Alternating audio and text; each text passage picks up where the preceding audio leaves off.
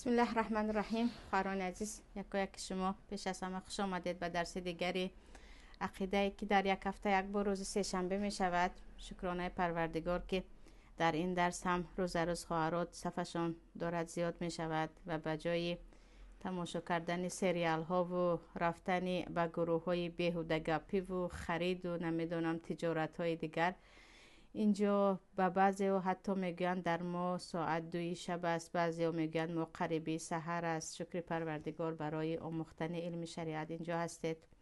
الله اجر شما را اصلا ضایع نمیکند. پروردگار در صف شما بر این خواهرها برکت دهد و انشاءالله که مادامی که مثل شما خواهران هستید هنوز هم امید به اصلاح شدن جامعه هست. مادامی که نصفه های شب مادران با چند کودک در درس های روبرویی از طریق زوم اشتراک میکنند، نصف شب نگفته و من خسته ام و مانده ام نگفته، انشاءالله که امید به اصلاح شدن جامعه هست. امروز در درس عقیده درباره دو امام دیگر که در نزد شیعه ها یا مذهب شیعه امام چهارم و پنجم هستند، درباره امام سجاد که ما با زین العابدین میشناسیم و درباره فرزندشان ابو جعفر باقر صحبت میکنیم. هر دوی این بزرگوار، هر دوی این گلدسته از خانواده پیامبر صلی الله علیه و سلم در نزد اهل سنت و جماعت هم امام هستند و انشاءالله در رفت صحبت میبینید که چقدر اهل سنت نسبت این دو نفر احترام داشتند و چقدر سخنهای گوهربار اینها در کتابهای ما اهل سنت وجود دارد. اما بیسوادی این خودی ماست، این جهل ما، کم علمی ماست که درباره اینها خبر نداره. گفتیم در نزد تشیع یا مذهب شیعه 12 امام است که میگن این 12 امام معصوم هستند و اینها باید خلیفه می شدند و از ابوبکر صدیق شروع کرده تا دیگر تمام خلفاها خیانت کردند و از دست اینها گرفتند و ما درباره خلافت ابوبکر و عمر و عثمان و حضرت علی رضی الله عنهم اجمعین صحبت کرده بودیم و گفته بودیم که برای معلومات گرفتن و برای اینکه این 12 امام اهل شیعه در نزد اهل سنت هم اعتبار خود را دارند، این خانواده پیامبر صلی الله علیه و سلم، خانواده طاهر پیامبر صلی الله علیه و سلم امام اهل سنت هم هستند، ولی چی کنیم که سیاست آن زمانه، به انصافی آن زمانه قدر اینها را ندانست. چی کنیم که اینها اکثریت شهید از دنیا مظلومانه رفتن، چگونه که درباره حسن و حسین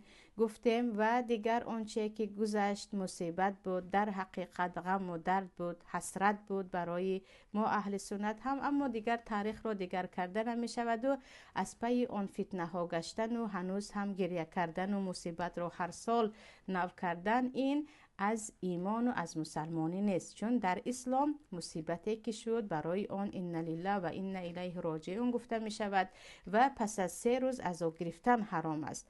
و آنه که مثلا یعنی حتی در بین ما در تاجیکستان هم هست، اشوراشی میگویند و میگویند در ماه محرم هر چی زیاد گریه کردید برای حسین ثواب است، که یک خرافاتی بر علا هست. یعنی عزاداری در اسلام از 3 روز زیاد نیست، یگانه برای زن که احترام شوهرش بالا هست باید 4 ماه و 10 روز عزا گیرد. عزا گرفتن در دوام 1400 سال در ماه محرم و دیگر قبر حضرت حسین رو به یک حرم یا گفتیم به یک عبادتگاه تبدیل دادن، در حالی که خودتون میدانید که تا چه اندازه وقت سیره یا گفتیم تاریخ این اهل بیت پیامبر رو میخوانید، شیعه های امروزه تا چه اندازه پیروی اینها هستند. خیلی که در درس گذشته گفتیم حضرت حسن از خلافت خود دست کشیدن برای اینکه مسلمان ها دست جمع شوند. امروزه شیعه ها هر چی میخواهند بکنند این است که بین مسلمان ها تفریقه شود. و امروز درباره علی ابن حسین صحبت میکنیم. خواهران عزیز، علی ابن حسین فرزندی همان حسین شهید پسر فاطمه و علی می باشند. علی ابن حسین لقبشان در کتاب های اهل سنت زین العابدین است که فارس ها یا شیعه ها امام سجاد میگویند و سببی نام گذاشته شدن علی پسری حسین پسری علی، یعنی نبیره حضرت علی هستند. لقبشون زین العابدین، یعنی آرادهنده عبادتگران یا زیب و زینت عبادتگران. از عبادت زیاده که میکردن، از سجده های طولانی، از نمازهای زیاد، از عموما از اینکه خیلی زیاد عبادت میکردن، لقبشون زین العابدین است، یعنی زینت دهنده عبادت کنندگان. یعنی اگر عبادت کنندگان یک گروه باشند، در داخل آنها از همه بالاترش و زیباترش همین علی پسر حسین می باشند.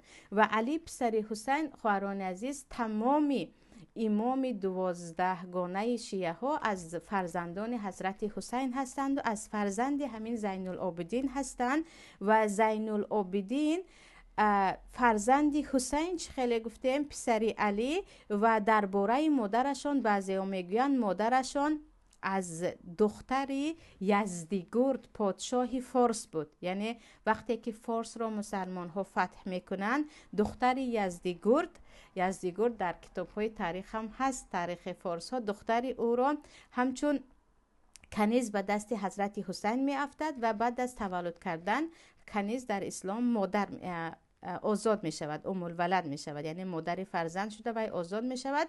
همین گونه اینه پسری مادری زین العابدین از فارس ها بودن. به قول راجح اکثر تاریخ نگاران یا علمای تاریخ، در بعضی ها نامشان را سلامت یا در بعضیشان سلافت هم آوردگی هستند. در بعضی جای ها نامی مادرشان را غزاله گفتگی هستند. و خواهران عزیز، ما گفته بودیم که وقت حضرت حسین با ظلم در کربلا کشته می شود، تمام اطرافیان، تمام فرزندانشان، حتی علی کوچک و علی بزرگ، یعنی کودکای میده هم کشته می شود. در همان وقت تقریبا 22 یا 23 ساله علی هم همراهشان بودن. همین زین العابدین هم همراه پدر خود حسین بودن. ولی از اینکه خیلی بیمار بودن، یعنی بیماری وزمین بودن، در جنگ اشتراک کرده نتوانستند و آن گروه لشکران عبیدالله ابن زیاد یا که سبحان الله سرداری آن لشکر را عمر پسر سعد ابن ابی وقاص، بهترین پدری که بدترین فرزند داشت و عموما عمر را قبول نداشتن، سعد ابن ابی وقاص یعنی پسر سعد ابن ابی وقاص، در سرداری همون قاتلان حضرت حسین بود که میگوید این پسر حسین همین زین العابدین یا علی را به حالش گذارید، این خیلی بیمار است، به این کسی دست نزند. از اینکه خیلی بیمار بودن، اون واقعه خونبار دهشتناک را شاهد می شوند. کشته شدن پدر خود، کشته شدن برادران خود، کشته شدن اهل بیت خود را، اما خود نمی میرند و از سبب بیماری در آن جنگ یا گفتیم در آن کشتار نجات می شوند.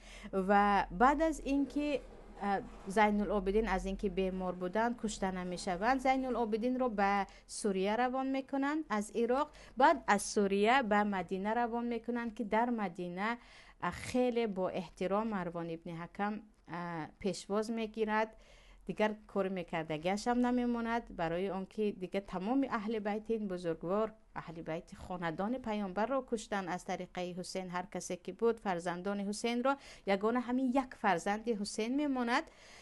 و در مدینه خیلی بدن احترام میکنند و خلفای اموی دیگر چه خیلی که گفتم بعد از اینکه اهل بیت ایشان را نابود کردن تا دم مرگشان یا تا مرگشان با فرستادن هدیه ها و با هرچی کمبودیت هست ما در نزدت هستیم، یعنی تماما احترامشان میکنن. در حالی که از روی انصاف نگاه کنیم، وقتی تمام اهل بیت مرا کشتی، وقتی اطرافیان مرا از پدرم تا برادران کوچکم کشتی، دیگر احترام چه فایده دارد؟ ولی این فرزند علی، این عبیره پیامبر صلی الله علیه و سلم است که زین العابدین هم دیگر چشم میپوشند و با آنها مدارا میکنند، یعنی مراسم میکنند و دیگر گذشته را ذکر نمیکنند.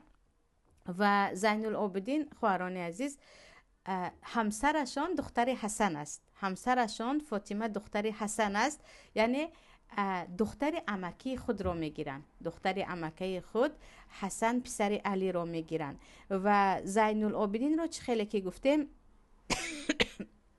به خاطر اینکه از حد عبادت زیاد داشتن نامشان لقبشان زین العابدین یا امام سجاد هستند، یعنی زیاد سجده کننده. و عجیبش این است که خواهران عزیز تمام اهل مدینه، تمام عراق و تمام دمشق از حد از زین العابدین را دوست می داشت. برای چی؟ برای اون که بعد از اینکه پدر خود را از دست دادن، اهل بیت خود را از دست دادن، دیگر کار به سیاست نداشتن و شما میدونید که این یک روش دائمی سیاستداران است که به سیاست کاردار نشده تو رو به حالت میگذارن و همیشه از پی علم خوانی، از پی دعوت کردن، از پی علم آموزی و از پی صدقه کردن بودن. و سبحان الله خواهران عزیز همین زین العابدین حتی اونهایی که مثلا خیلی از جهت اهل بیت یا گفتیم از جهت خانوادگی از ایشان پستر می استاد، به مجلس های آنها می رفتن و می گفتن از من نپرسید که تو از کی درس می خوانی، به کجا می روی. انسان در جای باید باشد که از آنجا فایده می گیرد، از آنجا فایده می گیرد. مثلا زید ابن اسلم که پدرشان یکی از موالی یا گفتم یکی از غلام های آزاد شده فرزند ابن عمر بودن یا حضرت عمر بودن، ایشان در صحبت های زید ابن اسلم می آمدن و وقتی گفتم می شد که آخر تو نبیره پیامبری، تو خیلی آبروی زیاد داری، آیا می شود که نزدی همین یک یعنی فرزند یک غلام آزاد شده آمده درس خوانی؟ می گفتن به نزد علم انسان می آید، نه اینکه علم برود. آخر این چی دارد؟ این علم دارد که من نزد این می آیم. و اینچنین سعید ابن جبر یکی از علمان مشهور زمان خود و از مجاهدین هستند که از دست همین خلفای اموی زیاد پنهان می گشتن. علی ابن حسین یا زین العابدین به بعضی می گفتن که مرا با سعید ابن جبیر روبرو کنید، من می خواهم از او بعضی حدیث ها رو شنوم، من می خواهم از او علم گیرم. و در زمان خود یعنی زمانی که همین زین العابدین زندگی کردن که تولدشان 38 هجری می باشد و مرگشان در قول راجع 94 می باشد، 94 هجری. در همین زمان خیلی گفتم یگان کس در علم و در تقوای ایشان شک نداشت و هر جایی که مجلس علم می شد اگرچه پیامبرزاده بودن، اگرچه نبیره علی و فاطمه بودن، به آن مجلس های علم شتابان می رفتند و در آنجا اشتراک می کردند. و عجیبش این است که بعد در مدینه در زمانی که همین زین العابدین زندگی میکردن یک چند عائله های بود که کسی نمیدونست که این عائله ها رو کی میخوراند. یعنی یک چند عائله های کم بغله بود که کسی نمیدونست که پناهگاه این عائله ها کی هست و این عائله ها رو کی نگاه میکند، تا اینکه وقتی که زین العابدین میمیرن اون عائله ها دیگر پریشان میشود، یعنی میگوید کجا شد اونه که سرپرست ما بود. بعد از مرگ زین العابدین آشکار میشود که این یک چند عائله که کسی نمیداند درآمد اینها از کجا هست، همین زین العابدین بودند. و این چنین زین العابدین اگرچه خود خیلی گفتم پیامبرزاده بودند، نصفه های شب به خانه های بیوزنها یتیمدار، عائله های یتیمدار خودشان خوراک و خوراکواری و چیزهای ضروری می بردن و می گفتن صدقه های پنهانی غضب الله را می پوشاند و من این صدقه های پنهانی را در شب به خانه های محتاجان می برم تا غضب پروردگار پوشیده شود و پروردگار مایان را به رحمتش بگیرد. و عجیبش این است که خواهران عزیز وقتی که زین العابدین حج میکردن، وقتی نزدیکی به حجر الاسود میشدن، تمام مردم برای زین العابدین راه رو باز میکرد که فرزند پیامبر تو اولاتری تو دستت رو به سنگ برسون. چه خیلی میدونید این یک سنت است که در وقت حج به حجر الاسود دست رسونید.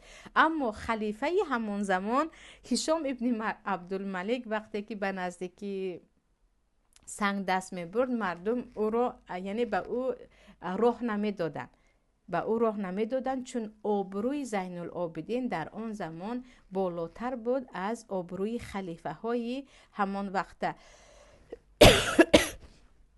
و در بعضی دعاهایشان آمده است بسم الله که در وقت دعا کردن زین العابدین میگفتن پروردگارا تو اصلا مرا به حال خودم رها نکن، لا تکلنی الی نفسی، مرا به حال خودم رها نکن که من عاجز هستم، انا اعجز عنه، یعنی من عاجز هستم که خودم رو حمایه کنم، خودم رو خودم به دست گیرم. ولا تکلنی الی خلقی، این چونین مرا به دست بنده هایت اصلا حواله نکن، مرا به بنده هایت نگذار. فیضیعونی و فیضیعونی، یعنی آنها مرا ضایع میکنن، فقط خودت پشت پناه من باش. یعنی به پروردگار این گونه دعا میکردن. و این چونین یکی از دعاهایشان در وقت سجده این بود که میگفتن پروردگارا عبیدک بفنائک، بنده تو در دروازه تو هست، فقیرک بفنائک، غم بغل تو در دروازه تو هست، مسکینک بفنائک، بیچاره تو در دم دروازه تو هست، سائلک بفنائک، پرسنده تو طلبنده تو در دم درگاه تو از. پروردگار رو مرا اجابت کن. که یکی از شاگردانشان میگویند این دعای زین العابدین رو هر وقت که میکردم دعاهای من هم اجابت میشد. و زین العابدین خواهران عزیز سخنهای دارند که درباره زندگی و درباره حب دنیا و عموما درباره حیات وقتی میخونید شما یقین میکنید که این انسان عادی نیست، این همان پیامبرزاده است، این از فرزندان فاطمه هست. و میگفتن ان الله یحب المذنب التواب، از سخنهایی که زین العابدین میگویند پروردگار دوست می‌دارد گناهکاران توبه کننده را، آنهایی که گناه میکنند و نزد پروردگار می آیند و با تمام زاری به پروردگار التجا میکنند که من گناه کردم و خطا کردم، الله آنها را دوست می‌دارد، چون آنها عبودیت و بیچارگی خود را نشان میدهند. و درباره صدقه هایشان خواهران عزیز گفتیم که شبها خود به دستان خود به کتفان خود خوراکه می برداشتند و به خانه های بیوزن و بیچاره ها می بردند که بعد از مرگشان در وقت شستن جسدشان می بینند که آثارها یا که ایزی همون بارهای وزمینه که به بالای خود برداشته بردن در بدنشان هست. و بعضی ها میگن ما گمان میکردیم که این زین العابدین یک بخیلی هست که در او صدقه رو دیده نمی شود، پس صدقه های این چی بوده است؟ پنهانی بوده است. و بعد از مرگشان بعضی ها میگوین ما بعد از رفتن زین العابدین از دنیا صدقه سر را هم گم کردیم، یعنی صدقه های پنهانی را هم گم کردیم. زین العابدین باره به یعنی زندگی نامه‌شون و حیاتشون خیلی عجایب است خواهرها. وقتی که در زندگی یعنی در دنیا همین گونه یک انسان را شما میبینید و همراهی او مینشینید، در همین زمان حاضر شاید که نیابیم یا شاید باشن هم خیلی کم است، ولی در تاریخشان وقتی انسان میخواند تعجب میکند که آیا همین گونه انسان ها بودن. یعنی چه عجب انسانی که خود پیامبرزاده است، فخر نمی کند از اینکه او پسر حسین است و او پسر شهید است و او نبیره فاطمه و علی است، از این فخر نمی کند، بلکه وقتی میگویند به نماز می ایستادن چهره هایشان زرد می شد از ترس و می گفتند آیا می دانید من الان روبروی کی می ایستم؟ من روبروی کی الان صحبت می کنم؟ پیش از لبیک اللهم گفتن هم چهره هایشان زرد می شد و می گفتن وای که اگر زین العابدین یا که علی نامشان اصلی که علی هست لبی گوید و الله به او لبی نگوید. من چیکار میکنم پروردگار وقتی من به تو را صدا کنم و تو به صدای من جواب ندهی؟ من در پیشگاه تو چگونه جواب میدیم؟ با این همه عبادت که شبها خیلی گفتم از نماز زیاد و سجده های زیادشان نامشان سجاد بود. یکی از سخنهایشان این است که میگویند بدانید که وقت جسم انسان بیمار نمی شود، آن جسم دیگر به بدی راه می دهد یا آن جسم دیگر خشین و بی‌رحم می شود که هیچ خیری نیست. یعنی از بیماری شما نترسید. بیماری هایی که به سر شما می آید قلب های شما را نرم می کند، بدن های شما را به تواضع و فروتنی می کشاند. و همین گونه خواهران عزیز تقریبا 58 سال زندگی کردن. چه خیلی گفتم همسری که از آن فرزند داشتند و همان بقیه امام ها از ایشان است، فاطمه دختری حضرت حسن می باشند و در 58 سالگی تقریبا در سال 95 هجری در مدینه می میرند و قبرشان هم در بقیع هست. از مادرمون حضرت عایشه حدیث روایت کردند وقتی تولد می شوند حضرت عایشه زنده بودند. از ام سلمه حدیث روایت کردگی هستند. از ابو هریره هم حدیث روایت کرده هستند. و در یکی از قصه هاشون می آید که از گریه زیاد اثرهای آب دیده در چهره هایشان یعنی دیده می شد که از گریه زیاد دیگر رخی یا گفتیم ایزی آب دیده اشان بود و می گفتن چگونه من گریه نکنم وقتی تمام اهل بیتم را در پیش چشمانم سر زدن، وقتی تمام اهل بیتم را در نظر خودم به قتل رسانیدن و من چگونه گریه نکنم. یعنی در حیات خود از اون واقعه که شده بود همیشه درد میکشیدن که این چیز عادی هست که هر کسی که در پیش چشمانش از کوچکترین برادر و خواهر و پدر و تمام اهل بیتش را از دست میدهد البته که این گونه گریه میکند. و همین گونه در 58 سالگی میمیرند و در کتاب های اهل سنت سبب مرگشان ذکر نشده است و در کتاب های شیعه ها نمیدونم والله علم تا کجا صحیح هست میگویند مرگ ایشان هم در 58 سالگی به سبب زهر بود، به سبب زهری که به ایشان همون زمان که دیگر گفتم به آن حیبت و به آن آبروی و به آن محبتی که ایشان در قلب مردم جای شده بودن کم نبودن از خلفای همون زمان که رشک و حسد نکنند. و در باره حضرت ابوبکر و حضرت عمر و حضرت عثمان علل خصوص ابوبکر و عمر میگفتن اینها صحابه های پیامبر هستند، اینها خلفای پیامبر هستند. صدیق را هر کسی که صدیق نمیگوید او اصلا صادق نیست. یعنی زبان خود را اصلا به بدگویی نه نسبت ابوبکر نه عمر نه عثمان و حتی همان زمانه خلفایی که به اهل بیتشون به اهل بیت پیامبر ظلم کرده بودند هرگز نآلوده بودند. این بود درباره زین العابدین که چقدر یعنی یک کنیه خیلی زیبا هست. یا سجاد، امام سجاد که میگویند که نام خودشون را گفتیم علی پسری حسین شهید هستند.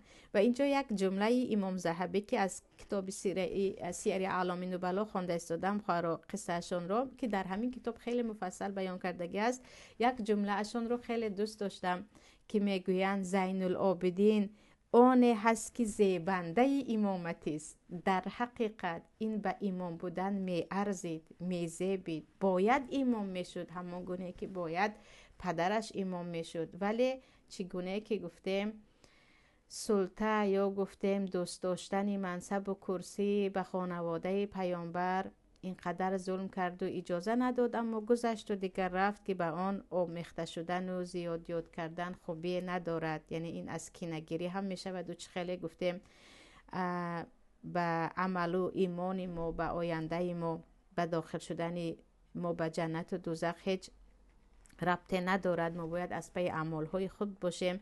اما درباره علی ابن حسین که این گونه زندگی داشتن، این گونه خاکساری در برابر اهل علم داشتن، این گونه یعنی عائله های زیاد رو به گردن گرفته بودند و حتی میگویند باره به نزد فرزندی اسامه ابن زید حب پیامبر می درویند که خیلی در وقت مرگ بودند و میگویند خیلی گریه داشتند.